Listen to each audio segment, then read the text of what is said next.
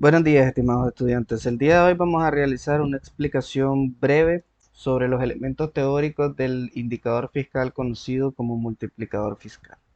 En primer lugar, la literatura lo define como el ratio del cambio en la producción con respecto, o dicho de otra forma, dividido entre el cambio en el déficit fiscal. Para dichas estimaciones se utilizan normalmente como referencia el valor de la producción potencial y el valor del déficit estructural. En términos matemáticos, ya que estamos dividiendo el cambio de una variable entre el cambio de otra, lo que estamos calculando es una elasticidad. En ese sentido, el multiplicador fiscal vendría a ser una medida de sensibilidad, de qué tan sensible es una variable con respecto a los cambios en otra. Existen varios tipos de multiplicadores fiscales. El más sencillo, que se apega a la definición teórica que ya hemos brindado, es el conocido como multiplicador de impacto, que para un año cualquiera T se divide el cambio en la producción potencial entre el cambio en el déficit estructural. También existe el llamado multiplicador en un horizonte, que lo que trata es encontrar el multiplicador en un futuro, en un número, a un futuro en un número de años n.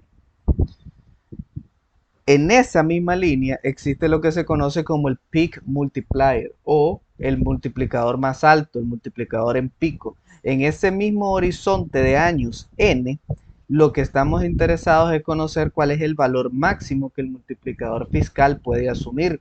Esto tiene importantes consecuencias conceptuales, puesto que nos da un valor de referencia para conocer cuál es el máximo que la política fiscal puede afectar en términos reales la producción.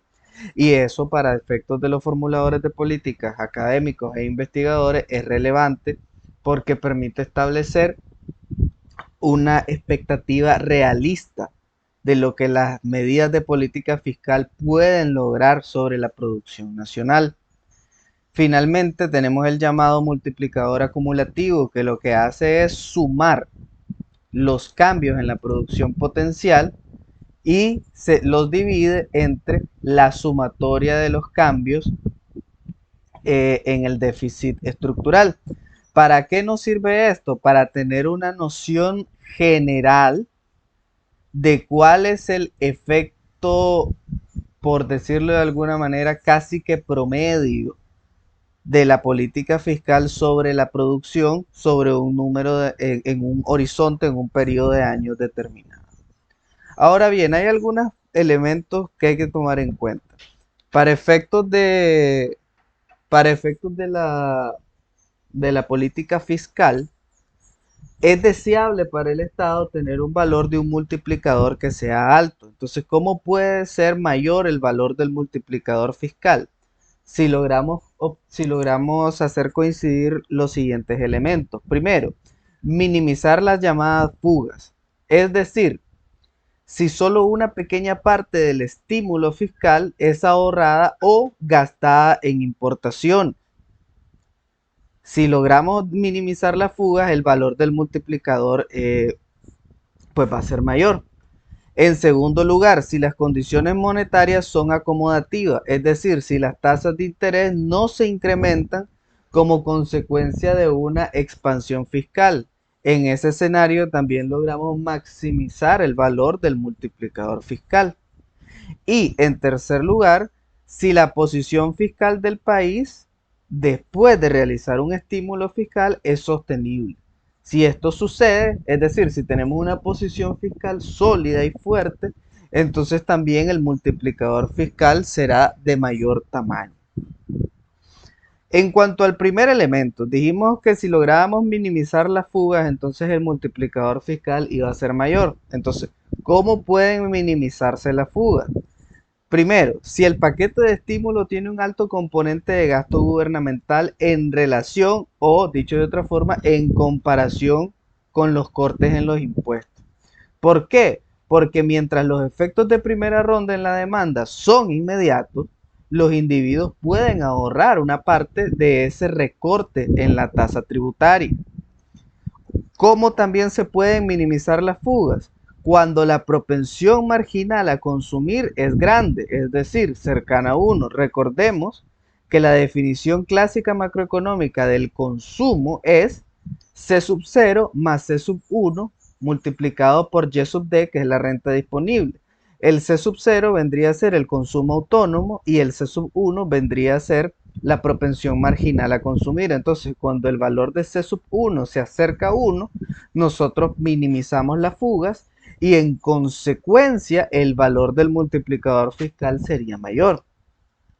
Otra forma de minimizar las fugas es si cuando los consumidores no toman totalmente en consideración que un recorte hoy en la tasa tributaria puede ser compensado en un incremento en un futuro. Entonces, si los consumidores no toman totalmente en consideración los incrementos futuros de la carga tributaria para compensar el incremento en la deuda, porque ese estímulo fiscal se financia con deuda, entonces nosotros logramos minimizar la fuga y se incrementa el tamaño del multiplicador fiscal. ¿De qué otra forma se puede incrementar el tamaño del multiplicador fiscal minimizando las fugas? Cuando la propensión a importar es pequeña. Nos dice la teoría que los países grandes o los países que están altamente abiertos al exterior o los países que están abiertos, perdón, solo parcialmente al comercio, tienden a tener mayores multiplicadores porque tienen una menor necesidad de estar importando bienes del exterior. Entonces, el efecto de la expansión fiscal o del estímulo logra transmitirse de una mejor manera al sector real. Otro elemento que minimiza las fugas son cuando los estabilizadores automáticos son pequeños, lo que limita las compensaciones de ingresos y gastos a la respuesta de la producción. Además, las fugas también se minimizan cuando el tamaño de la brecha de producción es grande. ¿Por qué? Porque la autoridad monetaria puede acomodar el incremento de la demanda sin necesidad de incrementar las tasas de interés. Esto ya lo habíamos mencionado en esta diapositiva, en el punto número 2.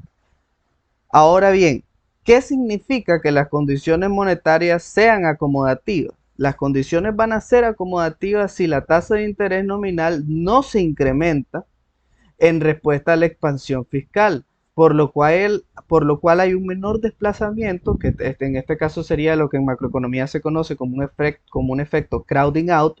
Hay un menor desplazamiento de la inversión doméstica, es decir, interna, y del consumo. Y también se considera una condición monetaria acomodativa cuando el tipo de cambio es fijo. Si el tipo de cambio fuera flexible, entonces no podemos hablar de una condición monetaria acomodativa. Ahora bien, ¿cómo influye la llamada posición fiscal en el tamaño del multiplicador? Hablar de la posición fiscal es hablar del nivel de consolidación fiscal y sostenibilidad fiscal. ¿Qué significa esto? Primero, que el gobierno, para llegar a una consolidación fiscal, debe tener un nivel de deuda y por lo tanto también un nivel de déficit que pueda ser financiado de manera sostenida. Por eso es que en unas diapositivas anteriores hablábamos de una posición fiscal sostenible. Y eso nos lleva al concepto de la sostenibilidad fiscal. Para poder financiar tu déficit y tu deuda, tus necesidades de financiamiento, debes poder generar suficientes ingresos para poder financiarlo, ingresos tributarios e ingresos no tributarios. Una fórmula sencilla es que el resultado primario, es decir, los ingresos menos los gastos más los intereses, debe ser capaz de cubrir las necesidades de financiamiento a mediano y largo plazo. En este sentido, si hablar de la posición fiscal es hablar de los elementos anteriores, una posición fiscal débil significa que el país tiene muy poco margen de maniobra para hacer frente a las consecuencias de choques macroeconómicos negativos.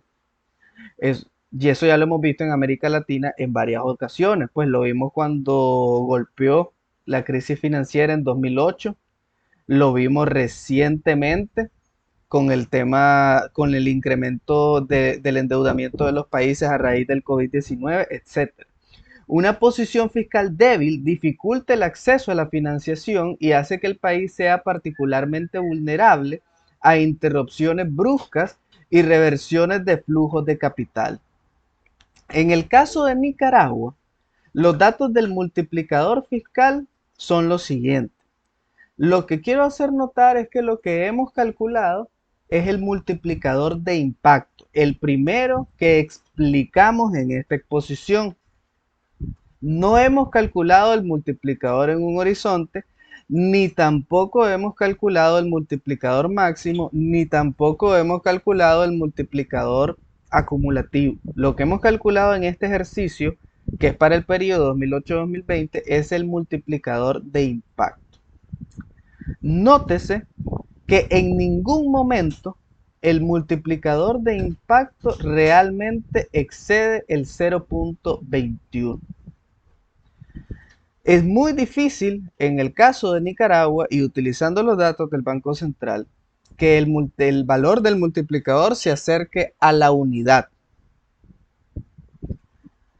¿De qué nos habla esto? Y en la mayoría de los casos, ¿qué valores tenemos? Tenemos valores que pueden ser negativos, es decir, inelásticos, y valores que no llegan a 0.1, se quedan en 0.05, 0.04, 0.07, 0.06, etc.